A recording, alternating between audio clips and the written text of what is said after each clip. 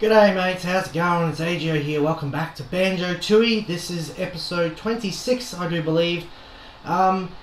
Just a quick little notice, I have to add in quick little narrations here and there. You will see my face up in the corner, but there is absolutely no audio that will come from it due to a mishap in recording it.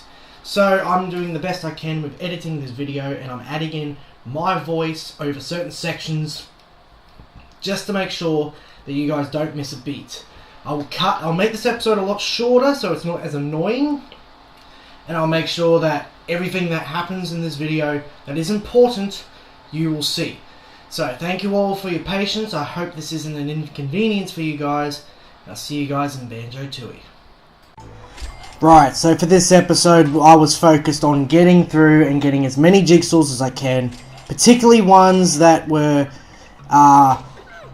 easier to get to compared to the only one that I attempted to in this video, but was not able to accomplish. The first one I was trying to do was I was trying to get the Mr. Fitz jigsaw puzzle, and to do that I still had to do Banjo's challenge, and I also still had to do Kazooie's challenge.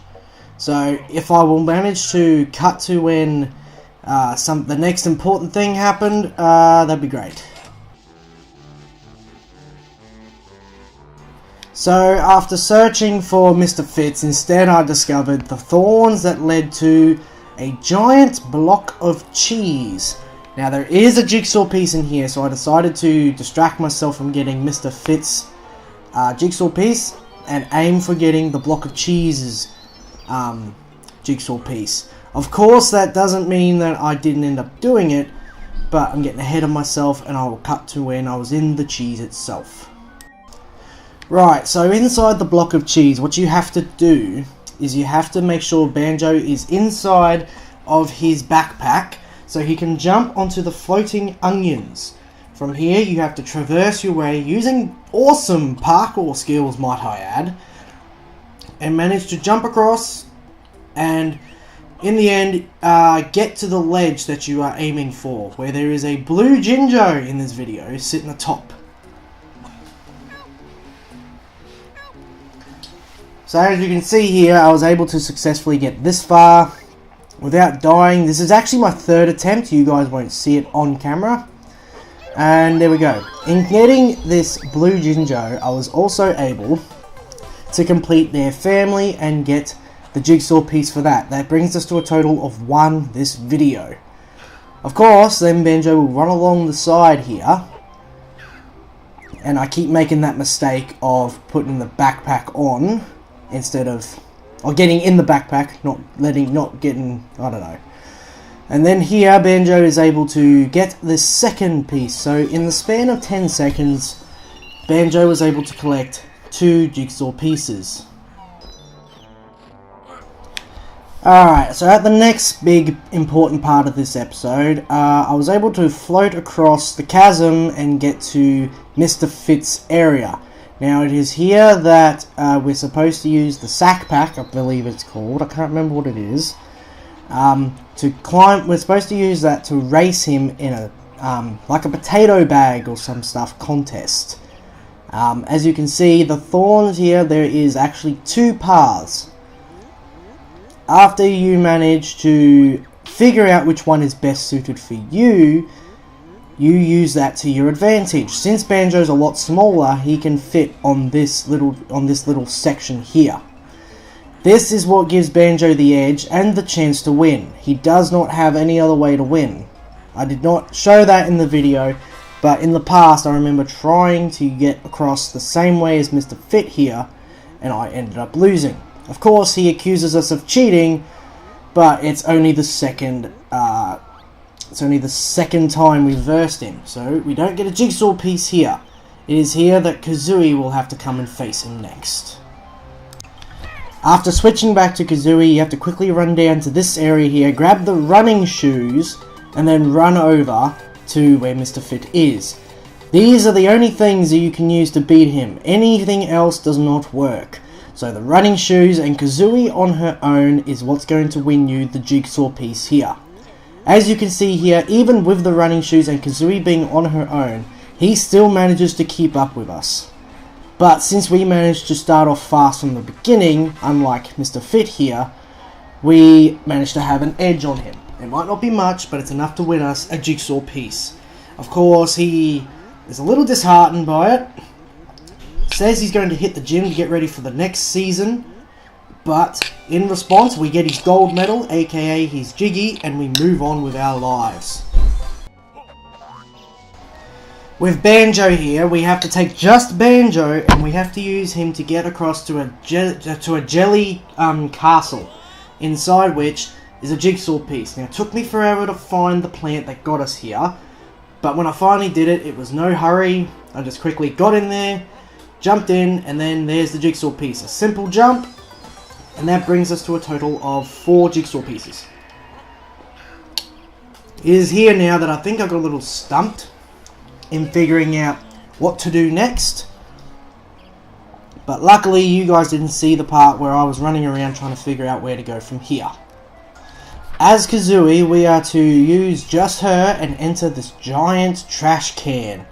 With this, we can move on, and we have to play a mini game. While I'm doing this, I decide it's a smart move to try and get the Jinjo that is atop a certain very high point.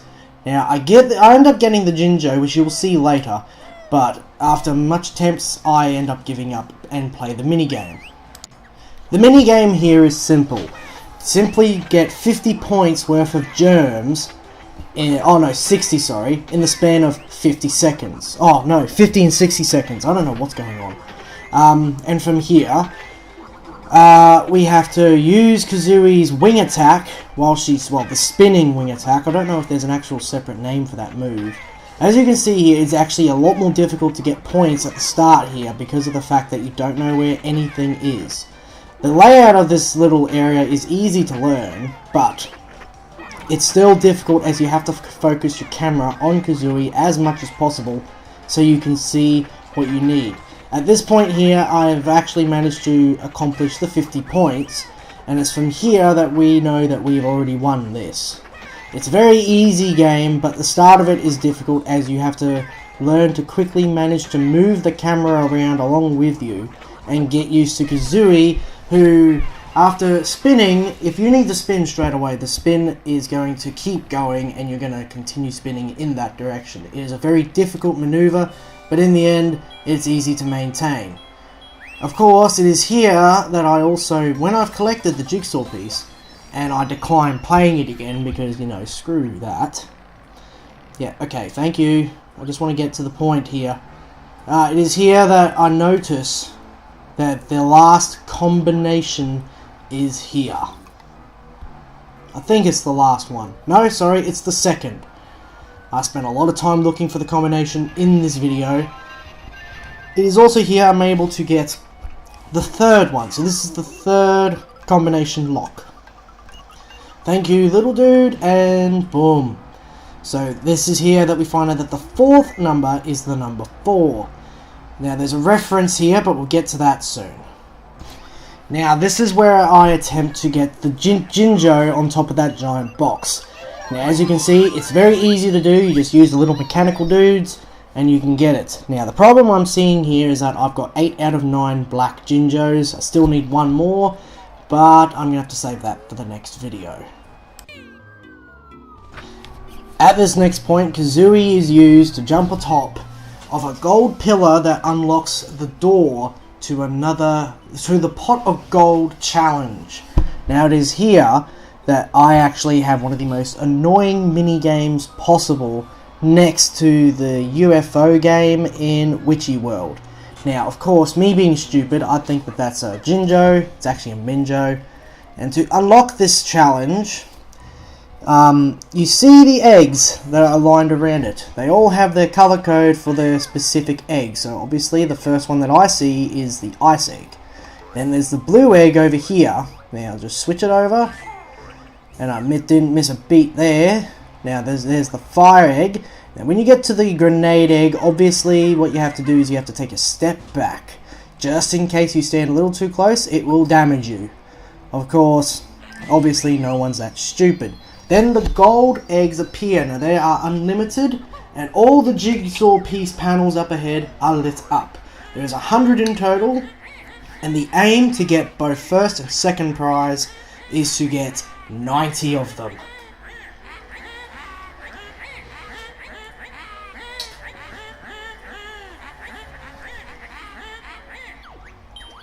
Of course, I do say yes to the challenges. I love a challenge. And the noise that comes from Kazooie here is unreal. Now, to show a little trick. Now, it's obvious you guys probably will figure this trick out just by watching this video. But the best thing to do is to go along the rows, constantly firing. Do not take your finger off that trigger. And just keep moving to the right. Well, that's what I do. And I end up getting a large amount of jigsaws in the first attempt because I do this in the time allotted. It's actually very commonly used trick. I was able to find it on a wiki a long time ago. And to get the first prize, it's 75 jigsaw coloured in pieces done. And then I managed to go further, get the second place and first, which is 90, and then I get 97. I do realise I stuttered a lot there, I'm so sorry. But as you can see, we get a Cheeto page as well as the jigsaw piece. Now, if we're counting correctly, that brings our total to about 5 from this world, I believe. And 6 in total, including the Jinjo. Now, that's what I think it is. But I'll have to do a quick count at the end of this recording. With both Banjo and Kazooie here, we are now at the top of the cavern. Now there is a passageway you can find if you fly around Cloud Cuckoo Land. And there is notes to be collected up here, which will bring our total to 30. I'd already collected the first one after discovering this, but I fell off. That's a whole nother section we're not going to worry about. And then at the end here, you get the last 5 notes of this world. And then you shoot a little guy through this little hole here. At the end of it, you will get the final code, the 8, which is in the 3rd spot, 1984. Now, the little trick here behind 1984 is that was when Rare began their career, basically. This is where Rare began, 1984. And this brings our total amount of jigsaws from this world to about 6, I would say, and 7 including the Jinjo. It was one of our most productive episodes ever. And, of course, that means there was only 1 jigsaw left, which is another race with Canary Mary. I had attempted the racer in this video, but I cut it out due to the fact that it is going to take forever to figure out how to defeat her this time.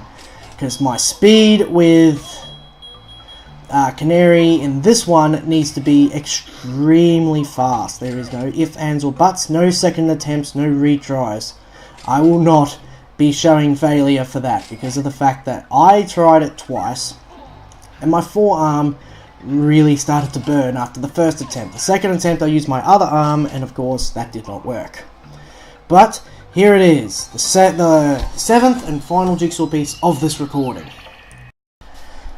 Of course, due to the fact that there is so much I had to cut out due to there not being any sound coming from my face cam in this video, that is all there is to this one, and I hope you guys enjoyed it. It's different, and I'm not going to do this again because it was so bad when I found out that there was no audio from my face cam for this. And yes, I do wear headphones still. I wear them with PC gaming, and I wear them with editing. Don't do it often nowadays, but yeah, so that's just a little tip for you guys, so don't ask why I'm wearing headphones again. But I digress. Thank you all so much for watching this episode of Banjo-Tooie.